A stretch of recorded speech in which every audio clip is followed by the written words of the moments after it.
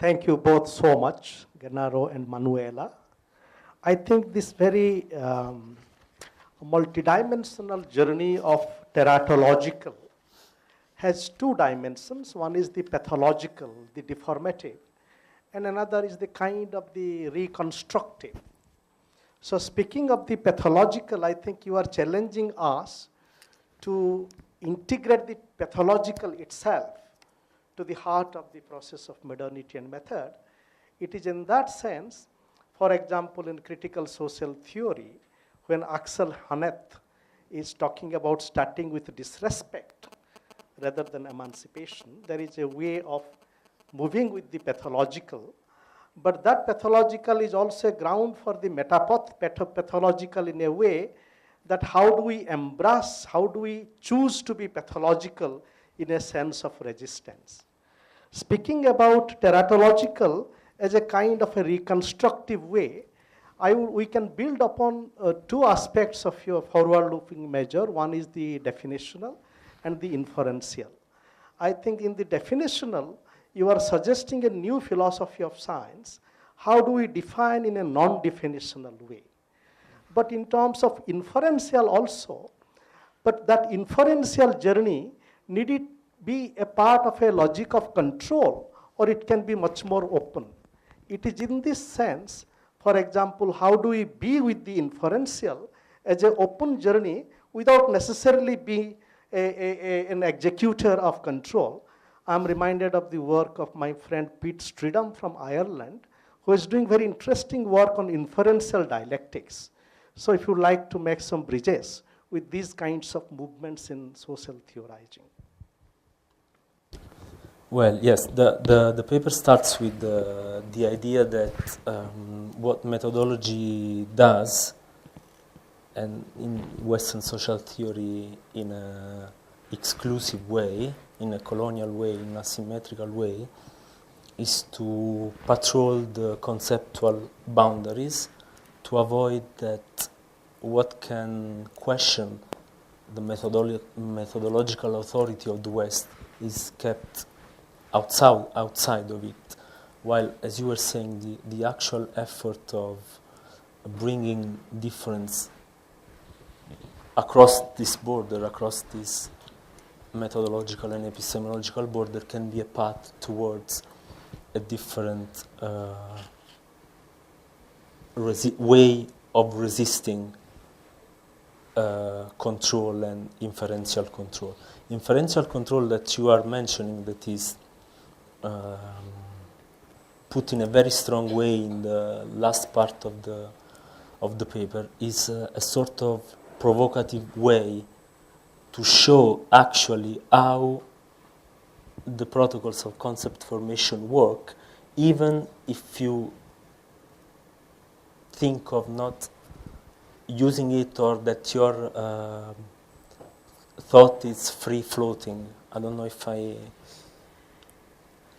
get the point, because there are constraints that are there, and the way you show them actually helps you to identify where to overcome it. That was the logic behind it. It was not constrictive, but rather to show where the borders are and how they are formed, and see if, taking the other way around, you can overcome it. This was the effort.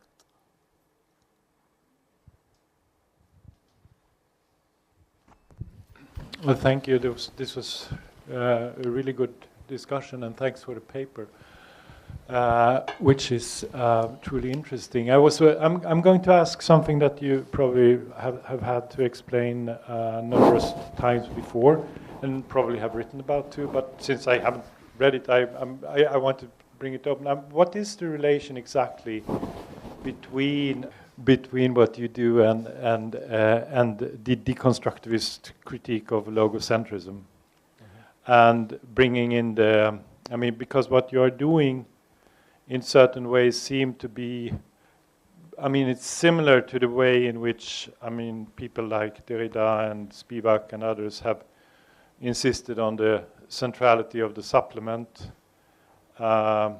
within the, in order to define the concept.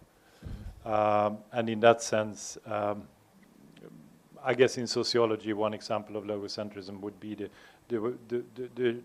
very thought about ideal types in relation to which you can then go on to classify the world. And then that these ideal types, they will always, every time they are applied and discussed, they will generate its negation in various ways. So this is my. I mean, what is the relationship and your dialogue with the Derridian post-colonial deconstructivist critique of this process? Because it seems to operate in not a similar way, but in a symmetric way, but on different levels and with different references. So that's my real question. And then about the diagram, I thought that discussion was really elucidating too, and I sort of understand both points, and I don't have a third one. But when you put TM, teratological method, up in the upper right-hand corner as a kind of optimum for both methodological formalization and globalization of knowledge, is that then a utopia, or is it the city of the sun, or is it a inachievable? Is it in other way an inachievable ideal, which is you just put up there because this is where we cannot go, or can we go there? I think we already are there. Yeah. Okay. I'm here explaining it. So. But then I would wonder, what is the relationship between that point, global knowledge, formal knowledge, and say complete knowledge?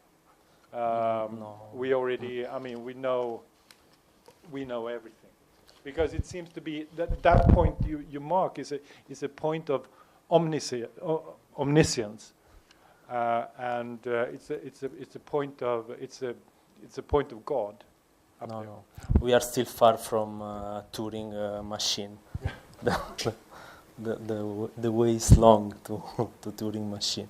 No, I think it's well. Let's start with the frightening diagram. I think it's just a way to spatialize a position which should not be necessarily read in terms of incremental quantity towards something. It is more a way to map a conceptual space, which is an operation which is quite common, even if we think a network, as you were doing, no? Or a conceptual map done for keywords or for relevance. I mean, it's an operation that our brain commonly does. So it's that rather than quantify on a scale. Deconstruction. I think it's part of my background without me actually lifting the problem to the surface of it. In the essay on capital, which I've been mentioning before, I basically relied on a Derridian reading of Marx' Capital and Manifesto. That now you let me think about it. Actually, it is a method of reading it, looking at the footnotes, looking at the interruptions during the test.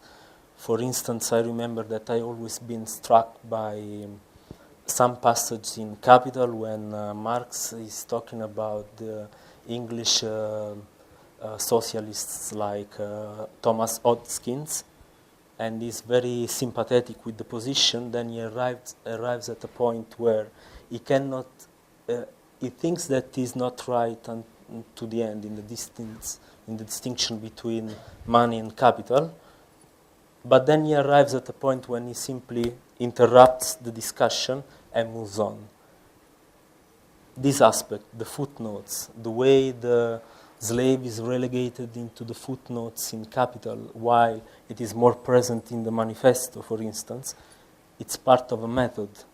of a Derridian method of reading Marx. And I think without facing it directly, I actually incorporated it in what I've been presenting. So thank you for your question, because it makes me more aware of the kind of processes that are part of this.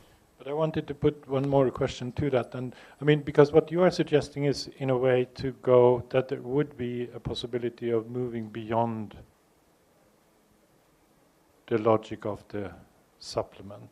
Of the supplement.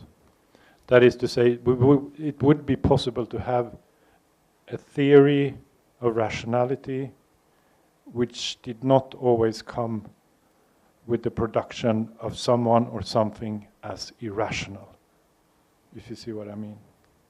No, sorry. Because you are saying that we could gradually expand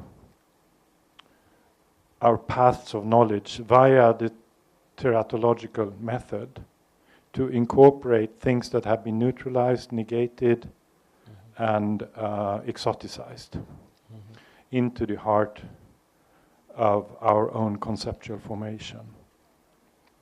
But then the counter-argument to that would be that every expansion of knowledge, every expansion of rationality, every incorporation of something that was previously seen as exotic, of no value, so now being of value to knowledge production, that every step in that order would in turn produce another position of irrationality beyond that.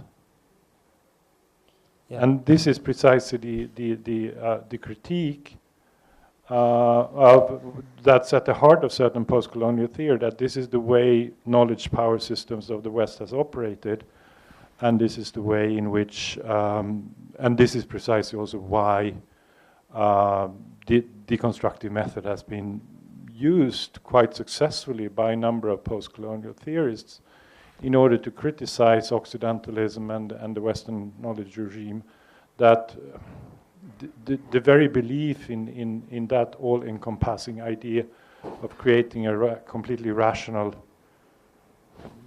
conceptual universe, it fails necessarily because it constantly reproduces someone or something that is irrational. But so I was wondering, are you within that idea, or are you trying to go beyond it? My focus is narrower than rationality and knowledge. It's more focused on a particular construction we are all familiar with, that is concept.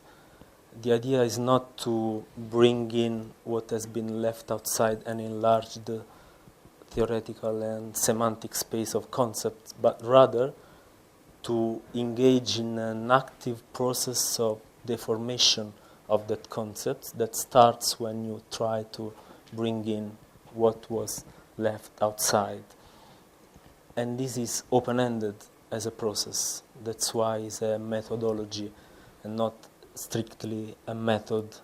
It's a discourse over the way you can produce concepts that starts when you bring into consideration what has been made, what has been negated, dismissed, made exotic, and so on. So it is a way to see if that space can be deformed, if that deformation leads to the total dissolution of the concept you were considering, or if otherwise it enlarges, which is an option, but is not totalizing as an option. It's not the option, it's not the way, it's one among the possibility in an open-ended process. This is how I see it. So I'm fully aware of the post-colonial and decolonial critique to the aspects of Western knowledge you were mentioning.